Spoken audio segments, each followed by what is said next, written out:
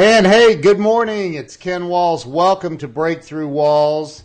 I have a really freaking awesome guy on the show today. I've got Chaz Wilson joining us today. I want to go ahead and bring Chaz on. Chaz, welcome to the show.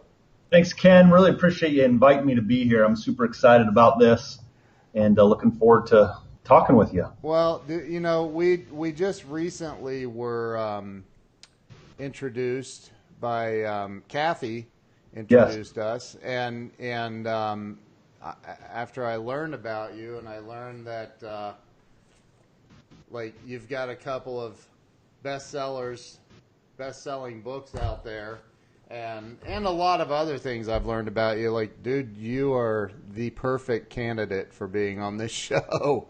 So, you know, look, it's about helping people have a breakthrough that are stuck or get stuck or don't know how to overcome things. And you know, I truly believe we learn through hearing other people's stories how to overcome those things and have a breakthrough.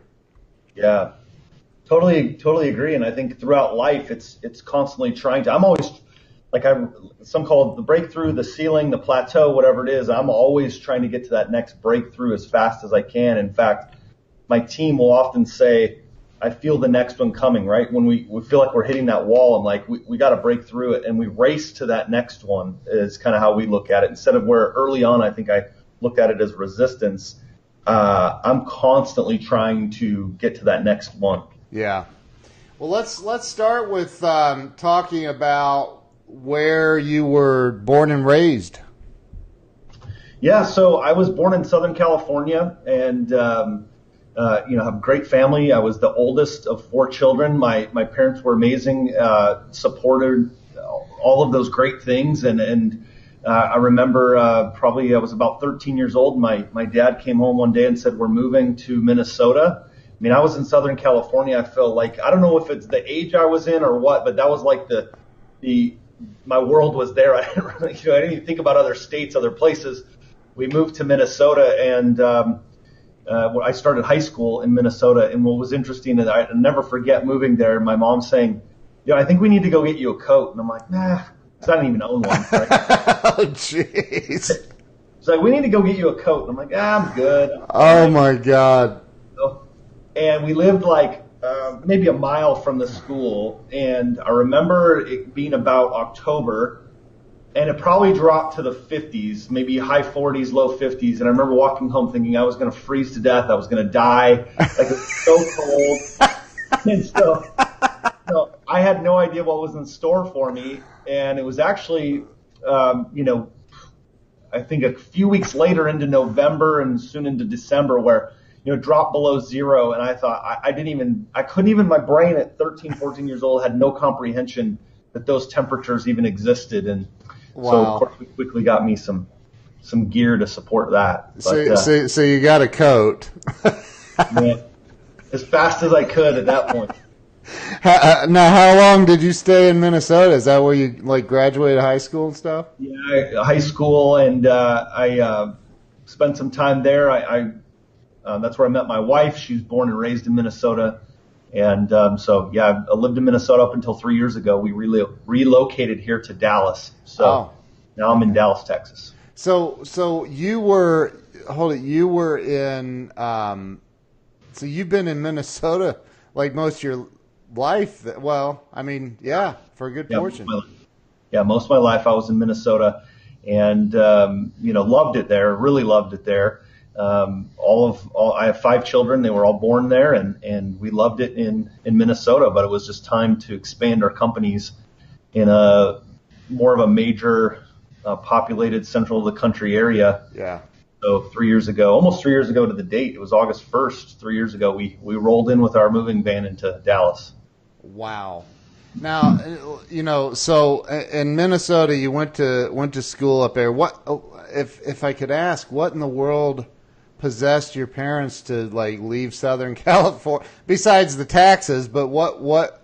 Yeah. So my dad is a highly trained speaker and consultant, and had business, and he was flying, and went out to visit this company, and they ended up making him a job offer. He was there to do some work with them, and they ended up giving him a job offer. One of those that you just couldn't refuse. He kept saying no kind of thing, and they made it worth his while. So, I think that's an important thing for people to learn. I think it was a good lesson for me is to be open to receiving opportunities. And I think that's where my parents were really good at teaching me that, is that the opportunity came in front of them. And, while he knew it would disrupt our life for a moment, we would be all right. But, said, hey, this is what we're going to do. It's for the best of our family. It was a great move for us. So I'm always appreciative of them willing to take those chances and those risks, to give us a better opportunity as kids as well. Well, and it teaches you as a kid that risk is okay. Right? Well, risk is okay, and I think it teaches us a lot of those skills that we then take forward, which, like the simplest skill of learning how to make new friends and meet new people. And those were things I learned, because not only did we move to Minnesota, but we moved twice in a year when we moved to Minnesota, because my parents moved there and they decided to build a home. And so we were in one area with, 6 of us in an apartment while a home was being built. And then I moved schools again. So basically my freshman, sophomore year, I moved both years. So that was tough. But it was hard because it was hard to make new friends. Right. Get going. Right. And, but what a great skill that's been for me to learn. Well, and we'll get into it, but you have, you've kind of perfected that skill. You've made it your business. So. Absolutely. So it's actually been something it's interesting. And you talk about breakthroughs is this point of it, but it was really the struggle of my life that became what I've mastered and now built businesses on. Yeah, that's awesome, man.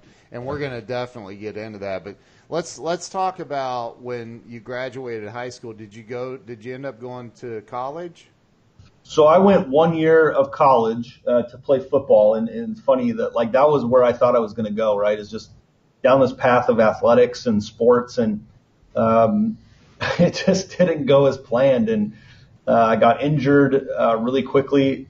We right away we're doing the 40-yard dash, for time for sprinting, and so it's like the first or second day, and I just tore my hamstring running that, and never really recovered from that in football. And then the blessing of that is I went to a school that I felt I could have played at a higher level. It was a community college. They were highly ranked junior college, but I felt I had that chip on my shoulder, why am I at this school? I like the school, I like the area, but it was in Minnesota as well. Yeah.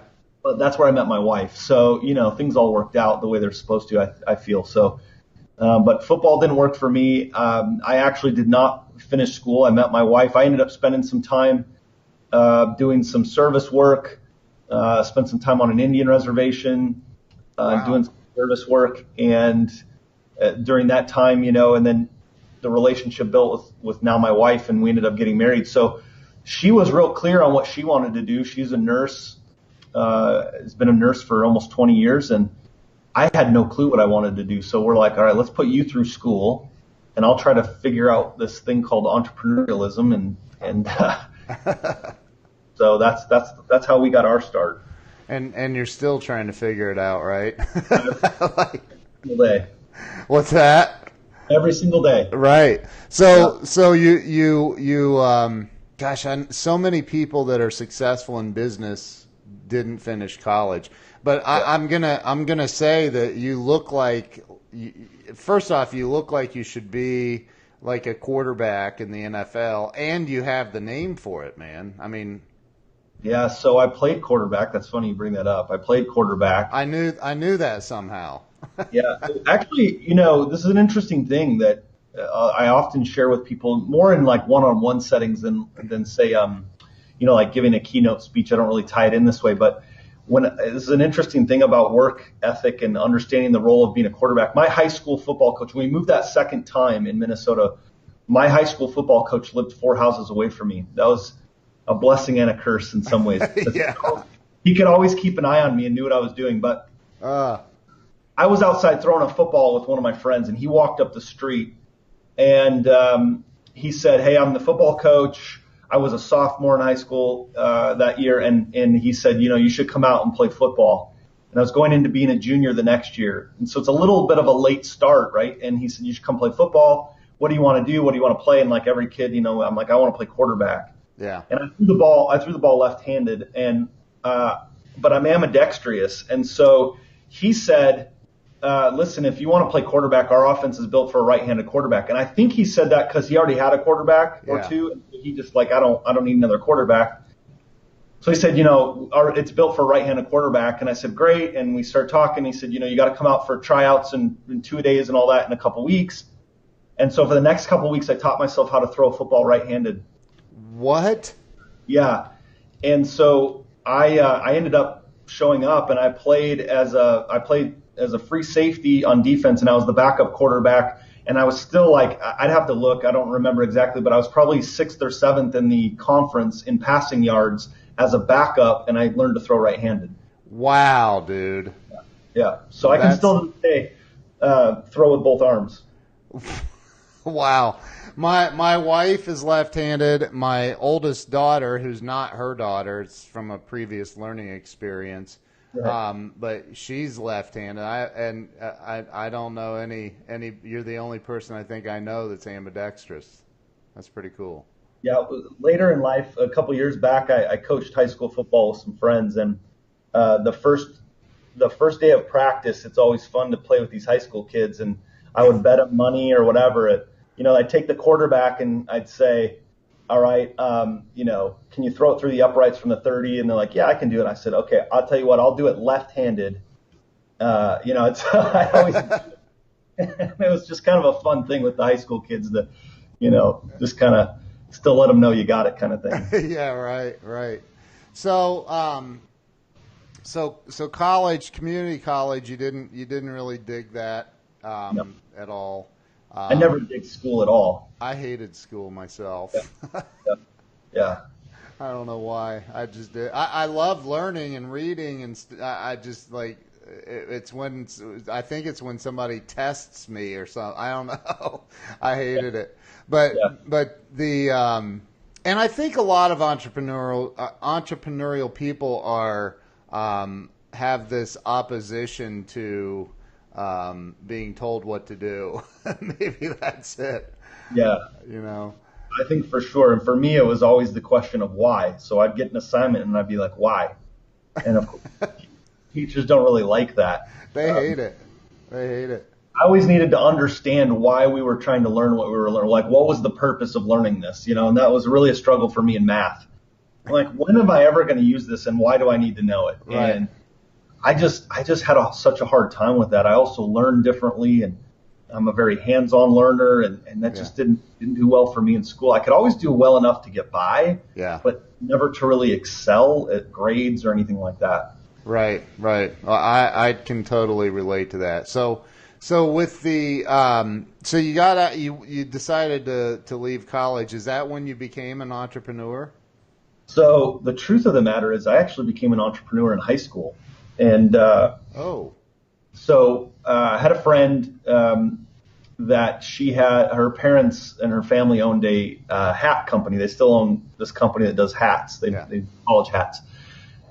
And I went out and helped them in their factory a couple times. And the one of the partners was a friend of mine, his dad. And so I said, listen, I love these hats, and I'm kind of the first to see these new hats in their factory. And he's like, yeah, if you want one, they're $5 a piece. And I would wear them to school or wherever I was at, and friends would all be like, oh man, that's awesome. I want one of those. So I'd go back to him, and so he just said, look, here's the deal. If you want some hats, you can buy them for $5. That's our wholesale kind of cost to it. Right. And he said, you can sell them to your buddies for whatever you want. You just can't sell them for more than $20. I think it was $20, because they have a deal with the stores, right? So I would go buy a box of these hats, and then I would have them hooked in my locker. I'd go to my locker, I'd open it up, and they'd be hooked in there, or they'd be in my trunk of my car. Man, I was selling hats out of my locker in my car in high school, and it was the first time I learned margins. I learned that I could sell it, for $18 or $15. They'd still get a deal. They'd buy two, and I was making $10 a hat. And back, 25, 30, my goodness, man, that was Yeah. when gas was 80 cents a gallon. It was like, man, I just made $10. And it was all cool until the high school, they found out, and then I think they just wanted a piece of it. They're like, hey. Yeah, right. So The that's prince. really where I got the entrepreneurial, I think, idea that, man, it's limitless, right? It's infinite. I could grow this to whatever I want it to be, and just went with it from there. So and I don't want to fast forward too far, but I think you've been an entrepreneur for, I mean, most of your adult life. It sounds Yeah. like. Yes, Have you had anything flop? for sure. Have you? Lots. Yeah. Have you? Yeah, I mean, but here's the thing for me is that what I'm really grateful for, number one, is I try to look, at the gratitude of the blessings that I have in my life. And I think one of the things is a high, for the most of my life, is a high level of self-awareness. And so as difficult as it was to go through times where I had partners that stole from me and just different things like that, it was always a high level of awareness to say, okay, what do I need to learn while I'm going through this? So in the next thing I do or the next phase of business, Yep. I can take that lesson with me. I haven't always been able to. Sometimes it's been looking back and learning those lessons, but I've always tried to, while I'm going through it, learn the lesson.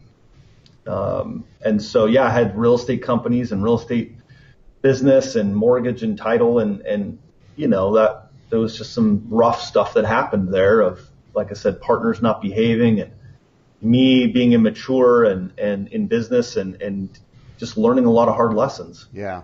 Yeah. Well, and that's what this show's about is, there's nobody. I mean, I've had some amazing people on this show, and I haven't had one person say, "Oh yeah, it's been easy from the get-go." Like, it's just not real. No, and in fact, to me, the lessons I've learned during those phases where it was tough Yeah. is what's helped me get where I am today. Right. Right. So fast forward, I guess, to where you are now. What's your business? Talk a little bit about what your business is and what you do and what got you into it. So our parent company, the main driver of the engine, if you will, is called Master Networks. I Yeah. wear the all the time. Master Networks, we're a business networking organization. We build networking groups across the country. And our focus is twofold. Our focus is building relationships and business education. There's lots of referral leads groups out there. Now, we pass referrals, we send referrals to the networks that we build, and we track it, but that is not the front end focus. To me, that's a byproduct of building strong relationships and then enhancing that with business education, that the referrals come as a byproduct. When you lead with the transactional relationship of referrals, then the relationships are transactional. That's all they're good for. But when you lead with relationships, then things can happen at a really high and deep level.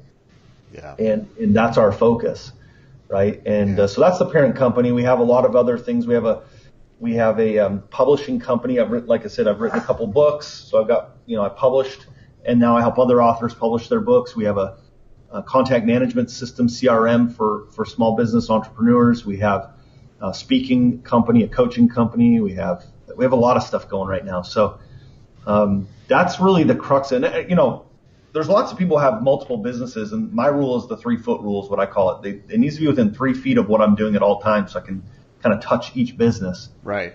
And so we have multiple businesses, and we're influencing in 20 plus states, and we're having a blast at it. That's incredible, man. But I want to kind of back up a little bit on that, because I think that I see, and I'm sure you see, a lot of younger entrepreneurs that are just getting started try to get into multiple businesses at the same time. Yeah. And I think it was Confucius that said, if you chase 2 rabbits, you'll catch none. But, Yeah. So I want you to kind of address that a little bit, if you would. Yeah, I mean, I think as we've moved from one business to the next, it's getting things in place and systems and leverage and people and then moving to the next. I see it a lot too. I see, it's like this massive confusion of, it's like chasing every shiny object. And where it became clear for me, actually, and it was really interesting, I got the opportunity to have a Hall of Fame receiver, Tim Brown, at one of our events, and I got to interview him and talk with him. And he told me about, if I get this story wrong, but I think it was Emmitt Smith, that they were on the field together, and I think it was Emmitt's last game, or it was Tim's last game. He was retiring, and they met in the middle of the field. And I think Emmitt said to him, Tim, I hear you're retiring. And yeah, I don't know. I think I got one more year. And he said to Emmitt, just because you can doesn't mean you should. And because he kept saying, Tim, you got more in the tank kind of thing. And he said, yeah, but just because I can doesn't mean I should. It's time for me to be done. And I think sometimes we have, as entrepreneurs, this feeling of like, I can do anything. Yeah. And just because you can doesn't mean you should. Right. So I think for an entrepreneur young in the business learning right now is be patient and master something. Like this is the thing that always gets me is I'll go do a speaking engagement and a young entrepreneur will come up, or even, maybe not young per se, but they'll come up and say, how do I get to do that? How do I get on stage? I want to get on stage and I want to start speaking. And my first couple of questions are, number one, why? And number two, what have you done that's worthy of somebody listening to you?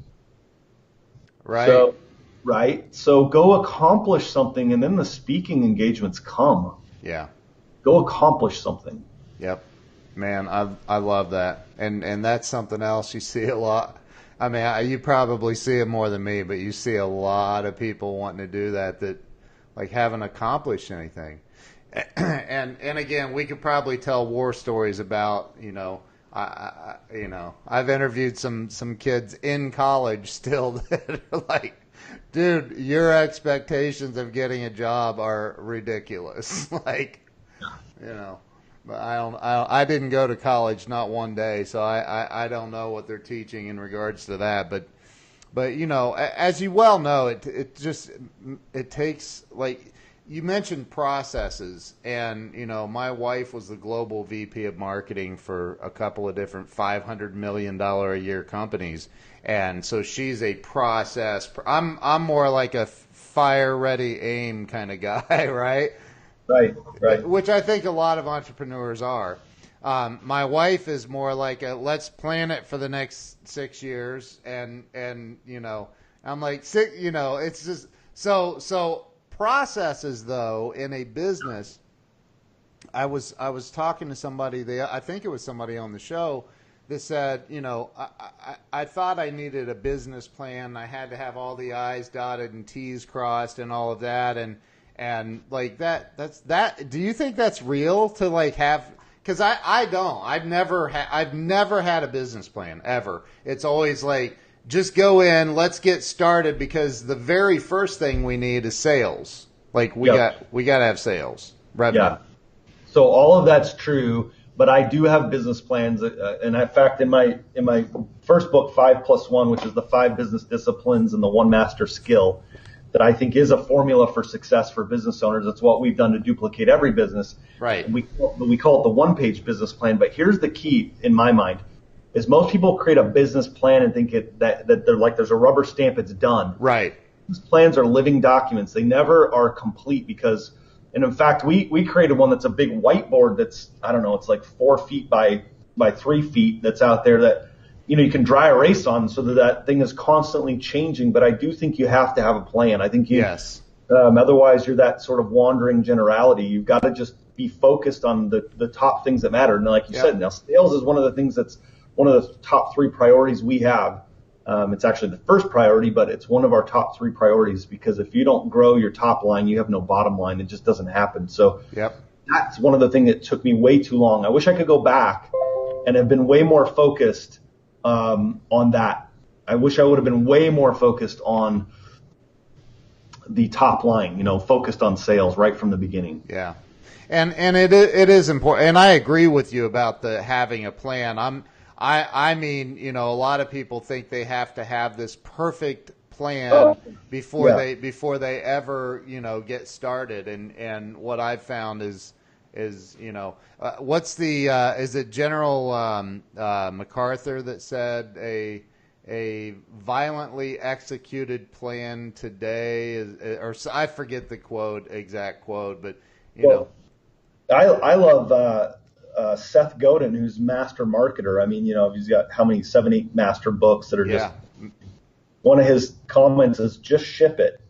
Like, you got a product, well, but it's not right, and we don't have this, just ship it. I mean, you look at phones, right? yeah, They buy a brand new phone, and 3 months in, they're pushing updates to it. It's never perfect. right, So yeah, just ship it to the market, and the marketplace will tell you if it's not right. Get a product. I love, I work with people, you do too, who are creating training programs or services, and they're like, well, I need to still make this tweak. It's like, put it out to the marketplace today, because you could spend all this time making tweaks that the marketplace is going to tell you isn't right anyway. amen. Get it out there and let them tell you, get the feedback from them. Dude, there's nothing. That's so true. The market will tell you what's wrong. Yeah, I love when I built. I can tell you 3 or 4 really stories where we put marketing pieces out where there was a misspelling or we had one a couple of years ago. I loved it. We sent a blast email out with some new offer that we had, and in the email, you know how you can code, to put the client's first name in. Yeah, yeah. Well, for whatever reason, the person that I was working with on my team that did it, I think they put an extra space or something, so it actually put the code, and it said code first name, right? It didn't actually put the person's name in. We blasted out, 20,000 of these. But the cool part is we turned it, and we said, well, hey, we did that on purpose so we could see who's watching and reading our emails. So now that we have your attention, are you interested in this offer, right? And so there's always ways to turn it around, but some people would be devastated by that. Oh my gosh, we sent out this email and it had the wrong name in it, and just get past that. You gotta let it go, man. Move on. So I know that you do some, a lot of coaching, and you work with a lot of people. Along the way here,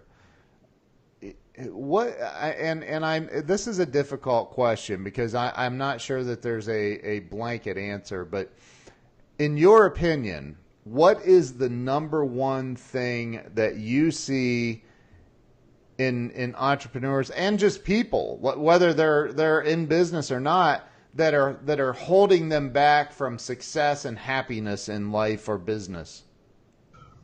Yeah, so you're right. There's probably not a blanket answer because everyone's different. But here's what I would say. I actually think there's 2 things. So maybe I can expand that question a little bit to Sure. 2 things.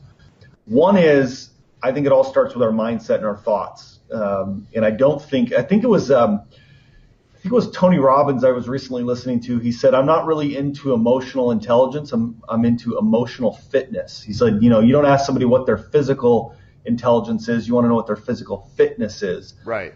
So it's that mindset of saying, what am I doing every day to work on my emotional, my mental toughness and fitness so that as these things come up, I can break through. So that, I think, is probably where it all starts. I actually talk about that really heavily in my book, Now Make Good, and I probably want to share with you a little bit about where that breakthrough came for me and that phrase. But yeah. The second then I think is building relationships, and I can dive into that a little bit too.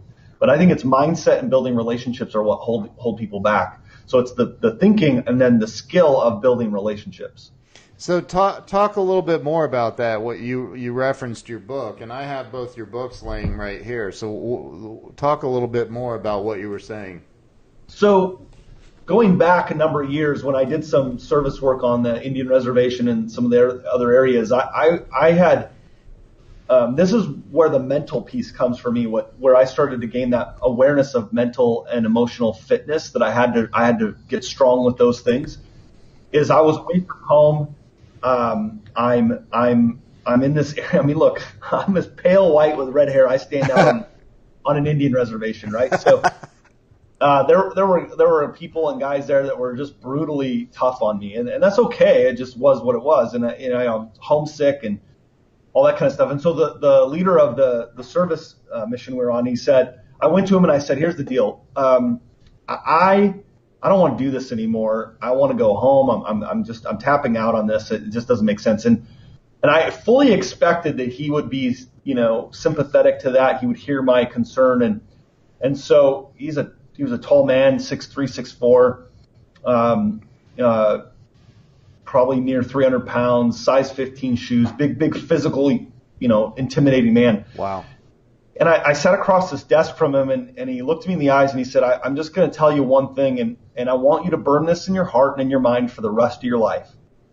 And I don't know what it was about that phrase that I have never forgotten. It was sort of like him saying, this is so important. You better put this in your heart and in your mind. And he said this phrase to me. He said, you hired up for a tough guy, now make good. And I wasn't even sure exactly at that time. Like, what does that mean? You hired up for a tough guy, now make good. And what he said was, look, you agreed to be here. You volunteered to be here. No one made you come here. Now make good. You made a commitment. Make good on it. And so that phrase, now make good, was the catalyst for me. In fact, I wear a bracelet. My kids wear them. I got other people, I think hundreds of people around, probably thousands around the country that wear them that said, now make good. And it's just that reminder that when you commit to something mentally, emotionally, or someone, make good on it. And that's been the driver for me mentally, emotionally, every single time something's been tough.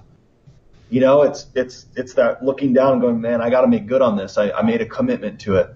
Wow. And so that's where the mental piece for me really started, was that. And that, that's been 20 plus years ago. And what's cool for me, just as a tie that all together, is last year when I released this book, I hadn't seen him for 20 plus years. And at the release of this book, I went out and saw him and gave him one of the first copies of the book. And, he's in his early 80s right now. And, it was just a touching moment for both of us to realize. Dude, I just got chills. Sorry, but wow. No, it's awesome. Just think about the impact of one phrase and the number of lives that's touched as I've impacted that out. So it's been a powerful thing for me. Wow, that just, I'm serious. That just gave me chills. I felt them right there. I'm like, wow. Yeah. So what was his reaction when you showed up with the book? Oh, I mean, he's tearful and, wow. Just grateful that, first of all, he's grateful for how it impacted me and the life that's helped me lead. And then how many people I've been able to touch by that same phrase and really, push them to higher levels and breakthroughs. Look, it's time to make good on what you committed to. And there's people counting on you. Yeah. Right? Yeah. You don't do any of this by yourself. There's people counting on you. I walk in the door and I've got my wife and 5 kids counting on me. I've got employees here and their families counting on me. Yeah. I got to make good on the things I've committed to doing. Dude, that is so powerful. Holy moly, that's powerful. What in the world, how'd you end up on an Indian reservation? I'm missing something there. Yeah. So I committed some time to doing a service mission for my church. And oh, okay. So they sent us out there and we helped with schools and how we helped. It's ironic. I was so terrible in school, and here we helped clean them up and we helped teach and we helped all this stuff that was so hard for me. It actually was easier when I was helping other people, right? And so we would help them fix their homes on the reservations. We just lots of stuff like that we did, and it just became. It was kind of that moment for me, and I'd heard this phrase early on that I need to give to the world before I take from it. Yeah. So I felt there was some time in my life where I needed to give before I take, and that's where it started for me. I mean, that's so powerful, man. Now I got to read your. I am stacked up on books. I mean, it's crazy. I'm trying to read, and then it's like, well, I want to read this one and this one, so you end up trying to read 4 of them at the same time. That doesn't work. So. I'm looking forward to reading your books, though. I really am. And I'm looking forward to figuring out how I get some of those bracelets. Yeah, we'll get them out to you, and we'll get them out. I mean, yeah, you're awesome. I get them out with my books. So, yeah. So here, wow. So you are.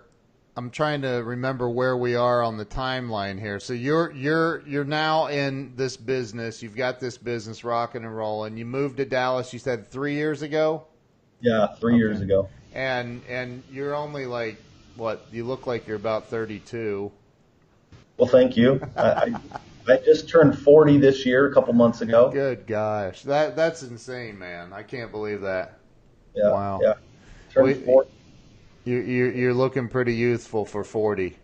Thank you. So, Well, so you're in Dallas now. You decided Minnesota wasn't the place to build your business on the scale you wanted to do. So you're in Dallas, and Dallas is an amazing city. yeah, yeah. Amazing city. So maybe I can share with you how we got here because I think this is a breakthrough for me Yeah. that somebody listening might have is that, you know, when you hit a ceiling or a wall, I actually talk about this in my book, Now Make Good, where 5+1 is more tactical of business, where Now Make Good is more the emotional and the mental. Yeah. But I talked about this that I was working hard to grow my businesses, Master Networks and my others. And I was coming to Dallas to do speaking engagements, and it was our largest region of our fastest growing region of Master Networks at the time.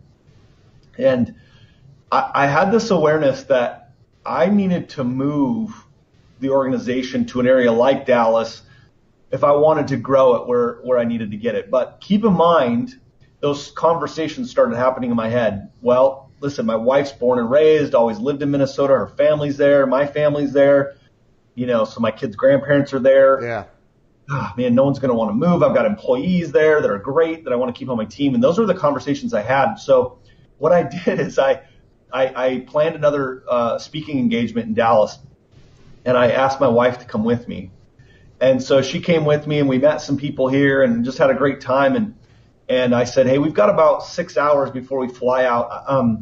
Let's go drive some neighborhoods. And we started talking about it on that time. And I have to give my wife all the credit in the world because, my parents at a young age always believed in me, and my wife has always believed in me. Even in the worst moments of people stealing from me, when it would be so easy to blame me, she's always been like, where do we go from here and how do we fix it? And so Wow. I said to her, That's listen, awesome. yeah, it's been a great blessing for me as an entrepreneur. I think every entrepreneur, I would hope they have that, and they don't always. I know that. Yeah. But for me, I said I'm thinking of moving and relocating the company here, and so we talked about it as we got on the plane. And I kid you not, her words were, "Let's do it." It was never like, I mean, I thought that was gonna be my hardest sale next to asking her to marry me, but she just said, let's do it. And so then a few months later, we brought the whole team and their families down to Texas. And I said, listen, I want you to be on our team. And I know it's a big ask to relocate. So let's bring your family down and you guys drive neighborhoods, find places, just figure out if it's something your family wants to do. And 2 of our 3 employees at that time moved with us, and they're still with us today. Wow. So, now we have 11, 12 employees here, That's today. awesome.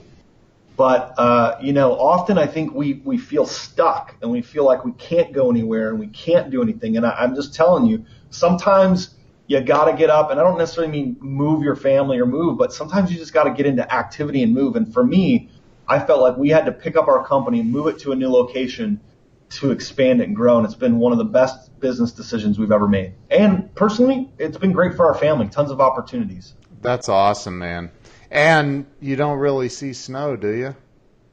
No, I think we had a dusting of snow one time in the 3 years we've been here. So, Meanwhile, I'm up here in Ohio, and I like this past winter, I was like, it's our first winter back from living in Vegas, and I'm like, is this winter really ever, is it going to end? Like, the longest winter I had in Minnesota was the one right before I knew we were already moving. We'd already made that commitment. And that winter, it was like, because I knew that this is the last time I'm going to have to shovel. This is the last time I'm going to have to shovel.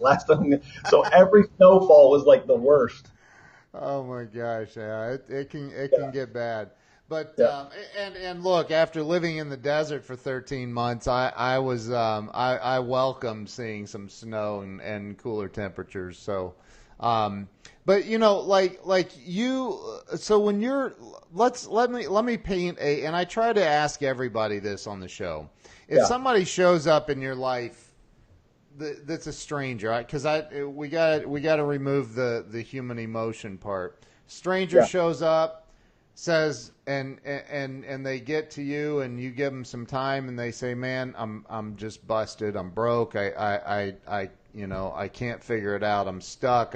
My electric's getting shut off tomorrow. My car was repoed. I'm not like things are just going bad, and but I have this, something there. What are you going to say to them, man, to help them break through, to push through it? So Ken, this is what really excites me. So let me maybe break this into two parts, because you're like right in my wheelhouse on this right now. Okay. So first of all, it's the relationships. It's meeting this stranger, as you said. And I blame my parents. I blame all of our parents, because we're all told as little kids, don't talk to strangers. Right. So then we're all conditioned not to talk to people. And the key of everything is talking to people. Yes. Everything in my life of any significance that I have is because of a relationship. My 5 children, because of my significant other, my wife. My business partners are those relationships that have opened up doors for me. It's relationships that are everything. Think about in your life, and anyone listening, I know we got people on here from all across the country. I've got people in Missouri and Minnesota and Florida watching this that I've now come into a relationship with because of Master Networks and because of this opportunity. So the first thing that I would say to that person coming to me is, not what do you need to do to change it, but who do you need to meet that could change everything for you? Because I think you're just that one relationship away from changing everything in your life. You're not one marketing tactic. You're not one Facebook ad. You're not one cold call necessarily away. You're one relationship away from changing everything. Yep. For me, that was a mentor that came into my life that changed and opened up my vision to any. I was working hard every day. So I would say to this person, it's not necessarily potentially, and I don't know exactly their circumstance, but it's probably not what they're doing or not doing. It's the people they need to get around and get in their world that could change everything. The second thing I would say is like, look, I've been there. 7 years ago, I was in a meeting with this person, my mentor, and my phone was going off. And I kept looking down, and it's my wife calling. Now, she knows I'm in this meeting with a person I idolize. I wanted to get this opportunity to meet face to face. Right. And I have this meeting, and she's calling me. And I'm like, this has to be an emergency because she's calling me. So if you can imagine, I'm sitting in my office.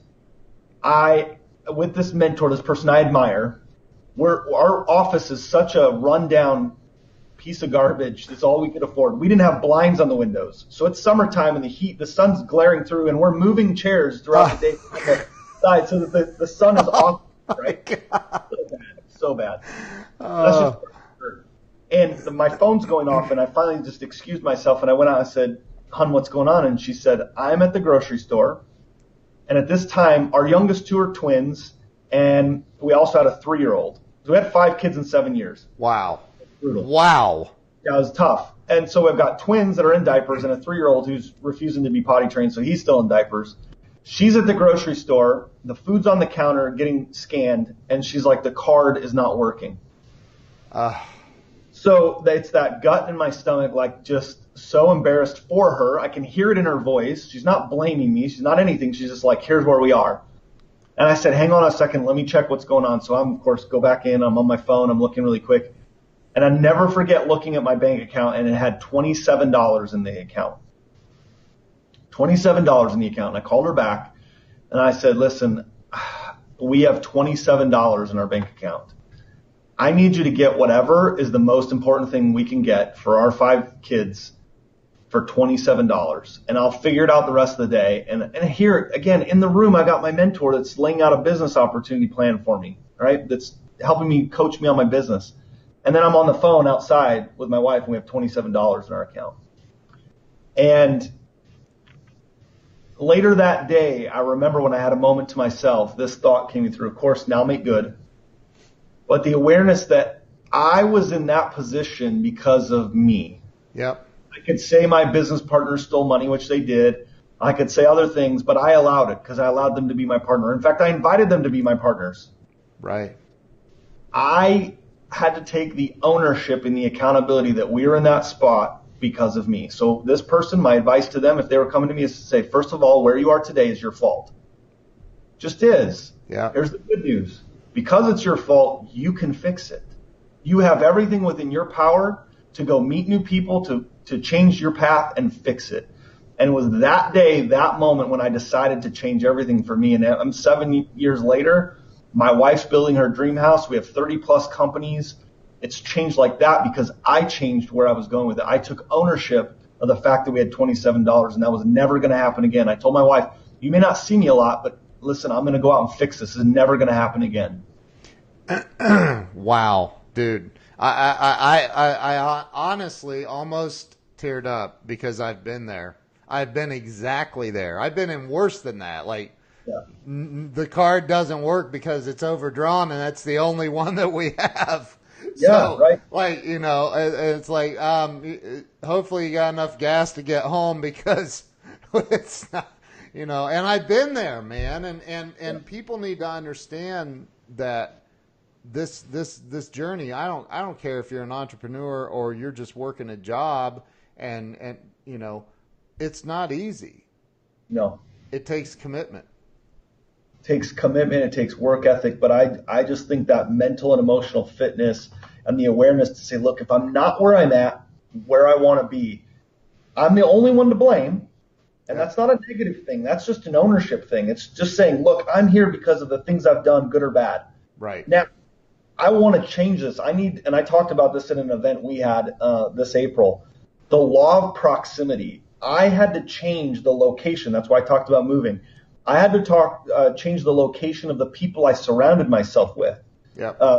The moment I did that, I mean, like the instant moment I did that, the trajectory of everything I was doing changed immediately.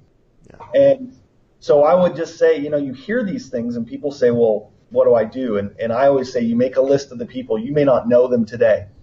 You make a list of these people and you start to try to get into their world. I just did this again. I have a coaching group. We talked about this, and I redid my list. You can see kind of over my shoulder, there's white sheets of paper there on my door, and I list out people. I call it my top 100. I list out people that I don't know. Maybe it's authors I've read that I want to get into their circle in some way, and not to do business with them necessarily, but to be surrounded by their influence.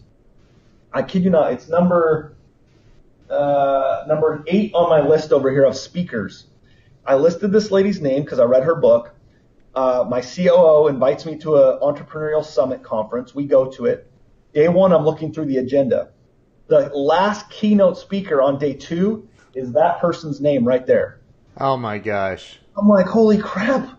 I'm like, I coach this. I teach it all the time. It happens all the time in my life. And every time I'm surprised, like as if it's I know. Never. So day 2, we go there. She's in the back of the room. And nobody's around her, like no speakers, nobody from the summit, nothing. She's just standing there by herself. Now, I don't like to go interrupt speakers as they're getting ready, but I thought, I don't take the opportunity to at least introduce myself. I may not get that chance. So I walk up, I introduce myself, we connected. As soon as the event's over, she's in the back of the room. And again, no one's around her. So I went back up. I told her she did a great job. She shares with us that her flight got delayed, so she's actually going to be in town for a lot longer. So we took the opportunity to spend 30 minutes with her to get to know her. Everything about her. Well, we're now becoming friends. We're now talking to her about speaking at our event. We're looking at opportunities together, how we can add value. She could add value to us. I mean, like we just overcomplicate. They're people just like us. Yep. And they want to build relationships just like us. And if we don't ever put it out there, make intentional path to it, it will never happen.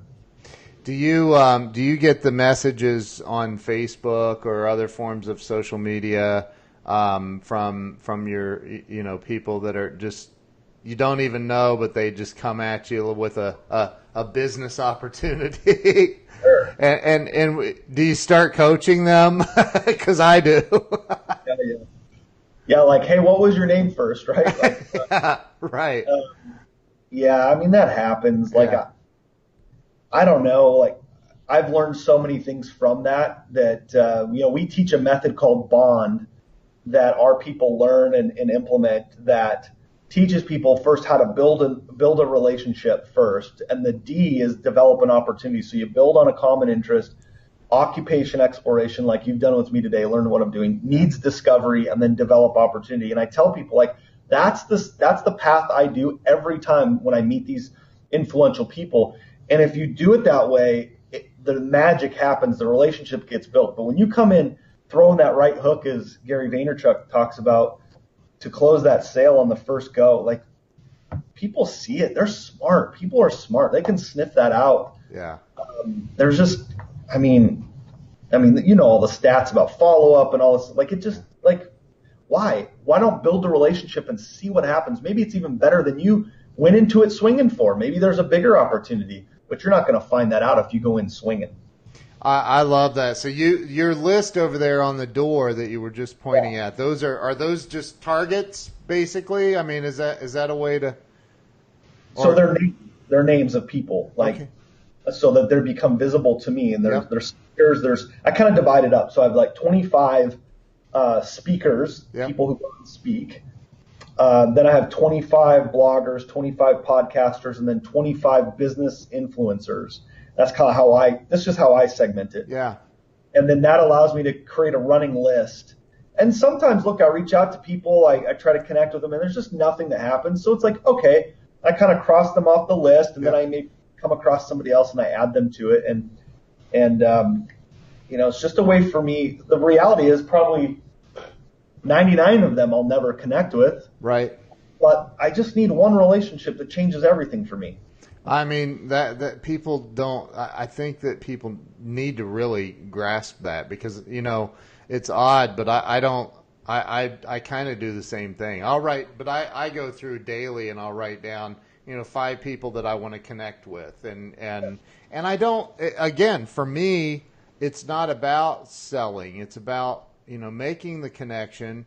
There are plenty of people I'm connected to that I'll never do business with because there's just no fit. Right. There's not a fit. So, and kind of like what you're saying. And I want to wrap up here pretty soon, but let's talk a little bit about your books. What prompted you to write these books? And you only have 2 out right now, is that right? So I have 2, and I'm in the middle of writing a third, which I'm really excited about. So, And I didn't mean to say only, by the way. That's incredible. That's like 2 more than most people ever do. So one for me, like I'm just not good at writing, so I actually had to learn how to figure out how to write a book with yeah, not being good at writing. So the first one's 5+1, which is the 5 business disciplines and the 1 master skill, the master skill of building relationships.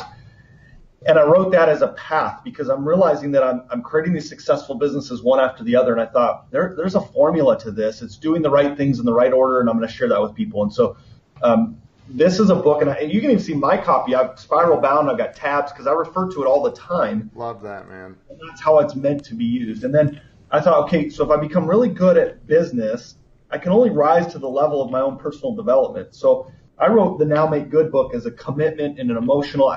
And I write all these books for me. Like, I'm writing them if my team was going to read this, what do I want them to know? Right. Know that if they need it and I need it, probably others do too. And then about 6-8 months ago, my business mentor and friend now, the same one that was in that office building, he's written several best-selling books in a different industry, and he's a great guy, loves to kind of be behind the scenes, doesn't have to be out very visible. And he called me up. He'd been in Hawaii. He was on the beach having vacation, and he called me up and he said, I want to write a book. And I said, well, awesome. We got this published company that we can help you do this. And he said, no, I want to write it with you. And I was just like, when your mentor calls you and says they want to write a book with you, you just say yes. Wow. Like, okay.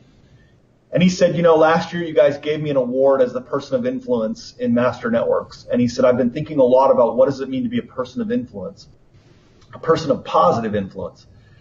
And he said, I think that everyone gets into business because they want to help people and be influential, but who's laid out a path on how to be influential? So we've undertaken this to look at a model of how successful people have influenced others and what are the most influential people doing. And we believe there's a set of characteristics and skills and attitudes that they have.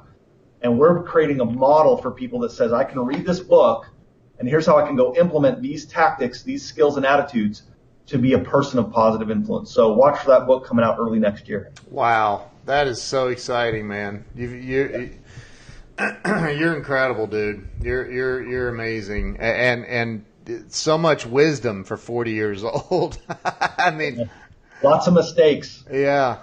Well, I'm 50. I think I made a few more mistakes, but you got a lot. You're a very smart guy, and I love what you're doing. As I mentioned to you before, I have a couple of friends here locally that I think we want to chat with you about the Master Networks thing here in Columbus. So, but before we end this, let's talk, number one, how can everybody follow you? Where do they follow you? Yeah, so you can go to Facebook, Instagram, YouTube. Just look up Chaz Wilson, ChasWilson. You'll find us there. Master Networks, my website, chazwilson.com. I'm out on all those things. Follow me on any of those. And what's something I can do to help you? Well, thank you. I was going to ask you the same question, so I'm glad. That's always the question we ask. How can we help? How can we add value? What we're looking for is people that we can help them grow their own network. People always say you got to network and build relationships. We show you how to do it, and we're the best at what we do. And we'll show you how to build a network, how to build it on relationships and education, so that you become the superstar. So, Ken, if you know people that need to expand their influence, we have a whole team of people that help you do it, and we have a whole training program on how to do it, and we're the best at what we do. So I'm looking for people that want to grow their influence. I love that, man. I love it. I already have messages popping up on Facebook saying they sent you a friend request. So, and Greg Walker he's a speaker and an author, and he's a great guy. So, I see my phone in the corner lighting up too. So yeah, you're gonna get some friend requests. Great. But the the other thing is I guess before we leave, are there any other parting words of wisdom that you would like to leave the audience with? I think I would just reiterate, we live in this world. I mean, my kids are, my oldest is a sophomore in high school, and I'm looking at young people, and so here's how I look at life right now is that we have a duty and an obligation to help the next behind us, because look, I have this business mentor that's in his 70s that I'm writing this book with, and he's helped me. He's given me that hand up. Yeah. And I think we all have that obligation, but it first requires us to master the skills that it requires. And while I think technology is going to be obviously massively improved in the next 20 years, it will never replace relationships. It will never replace someone saying, I love you. It will never replace someone saying, I need your help. Those things will not be replaced. Yeah. So it is imperative, as markets constrict, as recessions come again, whether it's your own personal recession, whatever that is, your network is what will support you truly. And so the parting word I would have is, who do you need to get into a relationship with today? Who do you need to repair a relationship with today to build that structure around you that supports you, that you support, and that adds value to your life? And that would be my parting advice of just build your network, build your support system around you. There's technology is going to be there, but not people won't always be there. You gotta go out and make that purposeful intention to add great people. Powerful, man. Very, very powerful. Thank you. Ken, I just want to tell you, I appreciate you for putting this podcast together to add such value to people's lives. It's been great. Dude, I really appreciate that. I don't think people realize how much work goes into this, and I do it for free. Yeah. So, but I love it. And here's the other thing. The benefit to me is I've interviewed some amazing, mega millionaire, very successful business owners, entrepreneurs, and people that have dude, I've benefited. I learned too, so I love it. I love it. So thank you for being on, bro. I really appreciate you. You're a good dude, and I'm glad you came on today.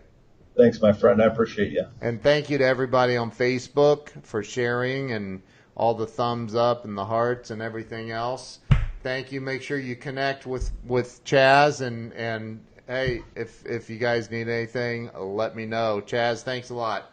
We'll see you guys tomorrow. Yeah, thanks, my friend. All righty. Bye-bye.